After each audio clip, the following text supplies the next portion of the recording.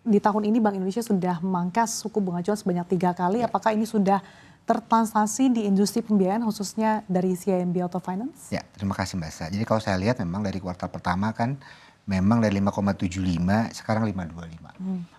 Saya sih melihat memang penurunan ini harusnya langsung diikuti dengan penurunan suku bunga acuan dari pinjaman kita juga ke bank.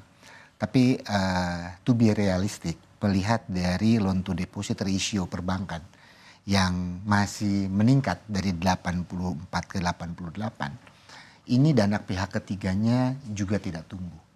Nah, pada saat dana pihak ketiga tidak tumbuh, likuiditasnya juga memang sedang ada masalah ataupun ada tantangan dari pihak perbankan.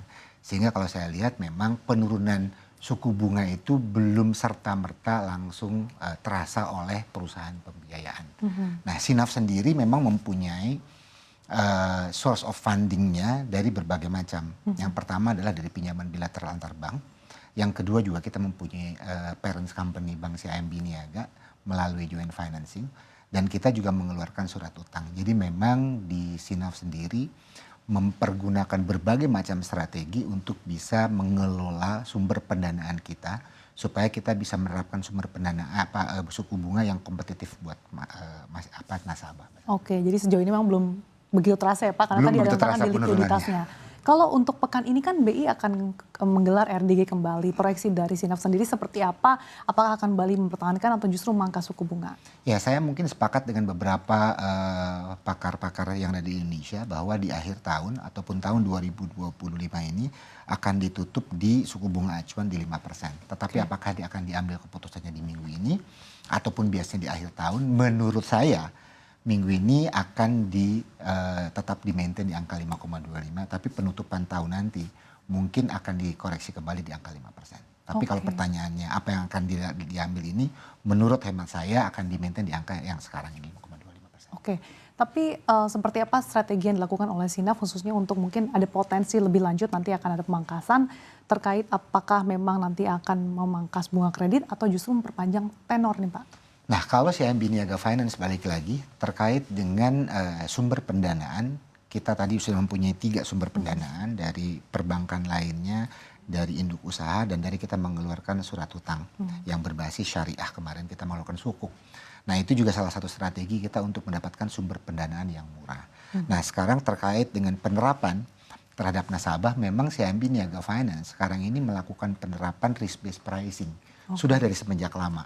Jadi volatilitas suku bunga acuan itu tidak berpengaruh terhadap nasabah-nasabah yang mempunyai profil risiko baik dan sangat baik. Penerapan risk-based pricing ini kita rasa cukup efektif sekarang ini. Jadi volatilitas suku bunga hanya berpengaruh dengan untuk nasabah dengan profil risiko sedang dan tinggi risikonya. Tapi untuk yang menengah dan cukup baik dan cukup baik, kita memang menerapkan bunga yang relatifly murah sampai dengan 0%. Ya, jadi memang itu adalah bagian dari strateginya Sinaf untuk menerapkan risk-based pricing terhadap konsumen kita. Oke, baik Pak Aris, terkait dengan kondisi industri yang saat ini meskipun tumbuh tapi melambat, OJK kan juga tengah memperketat bagaimana pengawasan penyaluran pembiayaan ataupun kredit. Bagaimana tanggapan Anda Pak? Itu sangat baik ya. Apapun yang dilakukan oleh regulator memang tujuannya untuk memastikan bahwa pertumbuhan industri ini akan sehat di kemudian hari. Jadi saya sangat percaya bahwa apapun yang dilakukan oleh regulator akan berdampak cukup lumayan baik terhadap industri. Dan sekarang mungkin salah satunya OJK melirik ataupun mengeksersis kembali untuk meningkatkan perekonomian Indonesia adalah melonggarkan down payment. Ya, balik lagi dari sisi regulator itu sangat positif. Cuma nanti penerapannya harus diperhatikan kesiapan dari industri itu sendiri. Kalau nilai NPL-nya atau NPF-nya dalam posisi yang tinggi, mungkin sekarang ini waktunya untuk melakukan pengetatan lah. Ya, untuk memastikan di akhir tahun akan cukup lumayan baik. Tapi kalau ada perusahaan pembiayaan dengan tingkat risiko yang sangat rendah, mungkin bisa mempergunakan berbagai macam stimulus yang dikeluarkan oleh regulator. Oke, termasuk mungkin bagaimana sektor UMKM Pak. Kalau bicara soal sektor UMKM ini kan bisa dikatakan potensinya cukup besar juga ya Pak. Tapi bagaimana upaya Sinaf sendiri untuk bisa mungkin memperluas dari potensi UMKM ini tapi tetap menjaga kualitas pembiayaannya Pak? Betul, nah ini rada menarik. Memang tahun 2025 ini dari kemampuan beli masyarakat yang paling terdampak itu kan menengah ke bawah. Adalah di sektor UMKM. Jadi kalau saya lihat data di sektor UMKM berdasarkan data yang dikeluarkan oleh regulator, 2024 berbanding 2023 ada pertumbuhan sekitar 3,53% di angka 181 triliun. Nah kalau kita perbandingkan 2024 bulan April sampai dengan 2025, industri secara total ada penurunan. Sektor UMKM sekitar 5,7% ke angka 169 triliun. Karena memang segmen itu yang segmen rada berat sekarang ini. Nah ini bagaimana merefleksikan ke Sinaf hampir sama linear Mbak. Aset kita di tahun 2024 itu ada sekitar 1 triliun untuk sektor UMKM tersebut.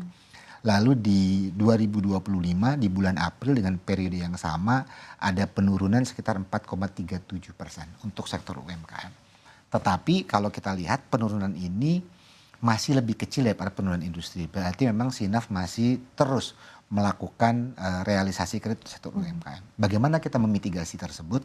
Balik lagi, berbagai macam tool sudah disiapkan oleh regulator. Yang pertama adalah dengan SLIK. Kita mempergunakan SLIK itu untuk memastikan karakteristik nasabah dan capacity to payment nasabahnya.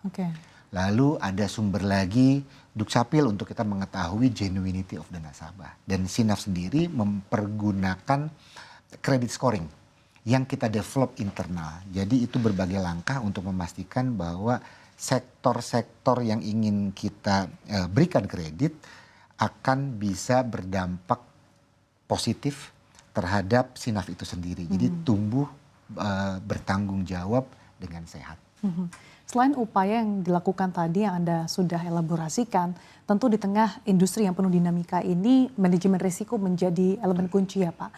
Bagaimana strategi risk management yang dilakukan Sinaf, tapi sekaligus tetap bagaimana melanjutkan bisnis supaya tetap relevan dan berkelanjutan? Salah satunya adalah Sinaf itu mempunyai 3 transformasi Mbak. Yang pertama adalah transformasi bisnis kita lakukan tahun 2016. Lalu yang kedua adalah sentralisasi, transformasi untuk mensentralisasi berbagai macam operasional supaya kita bisa memastikan operasional yang terjadi di seluruh cabang itu mengacu terhadap aspek-aspek prudensial dan tata kelola perusahaan yang baik. Yang ketiga kita mulai masuk ke digitalisasi. Digitalisasi proses yang kita lakukan sekarang ini direspon cukup baik oleh masyarakat. Terlihat dari pertumbuhan realisasi kredit kita setiap tahun tumbuh dengan sehat. NPL kita juga tetap sehat, bahkan di tahun 2025 ini NPF kita walaupun meningkat dari 1,25 ke 1,4%, tapi jauh di bawah industri yang tadi 2,5. Memang digitalisasi menjadi salah satu kuncinya, bagaimana menyambungkan alat-alat kita dengan berbagai macam source of data yang disediakan oleh government ataupun regulator. Salah satunya tadi data SLIK yang kita pergunakan untuk memastikan karakteristik nasabah dan capacity to payment nasabah. Yang kedua, data Dukcapil untuk melihat genuinity of nasabah ini genuine atau tidak. Dan yang terakhir adalah kita terus melakukan optimalisasi dari credit scoring yang kita miliki sendiri. Nah, credit scoring ini dengan basis data, historical data existing nasabah kita bisa mengcooking, memasak data ini untuk bisa mengetahui nasabah mana yang akan kita ambil, nasabah mana yang tidak kita ambil. Ada filter di sana ya Pak ya? Betul, dari situ